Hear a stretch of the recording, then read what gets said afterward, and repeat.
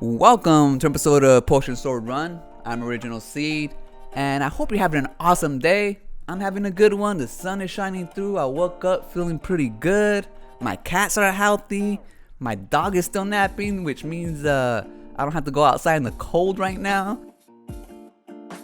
Sorry I kept on rambling about the sun. It's just a good day today. But that's not what I want to talk to you about. Today I want to talk to you about games of the year, games of the generation, and all the videos that will be coming out soon. Now, with the new consoles upon us, with the new year upon us, you're gonna get the usual videos where creators are gonna tell you what their game of the year is, what their game of the generation is. And I have nothing bad to say about those videos. In fact, I actually enjoy those videos because they're entertaining. They might show me games that I skipped, maybe I didn't notice, or games that I actually like and want to compare to see how they like it compared to what I like. But that's as far to the extent that I take it. What I mean is, I don't let their opinion shape my opinion on what games are games of the year or what games are games of the generation, and you shouldn't either. And that's what this video is about, making sure that you pick what your games of the year are, and don't let these other creators, me included, tell you what your game of the year should be. The other day I got in an argument with a fanboy, and I know I shouldn't be doing that, but sometimes I just can't help it. And he kept on asking me, when's the last time Xbox had a game of the year? And so I asked him, a game of the year according to who? Who decides what game is game of the year? Does Jeff Keighley decide what game is game of the year? Does IGN, GameStop? Does young Dreamcast guy Rich freaking the Quarterly decide what game of the year? Nah, man, they don't decide, you decide. So when I told them, you know what? Today, I played a game of the year. They started laughing, of course, because they're fanboys. But that's the whole point. Just because he loves a game doesn't mean I'm gonna love a game.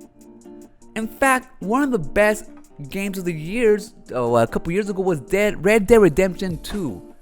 And to this day, I haven't passed it yet because it puts me to sleep, man. If I ever want to go to sleep, if I ever have insomnia, I don't have anything to smoke, I play some Red Dead Redemption and I'm out. Now that shit was boring as F, and it's on everybody's game of the year list, and I'm sure it's gonna be on some people's game of the generation list. For example, one of the best games of the generation that I played was What Became of Edith Finch, a walking simulator. But my god, that story had me hooked. The gameplay had me hooked. It's one of those games where even to this day I still remember, and I played it 3 years ago, 4 years ago, I don't even know how long it was. But that is probably one of the best games I ever played.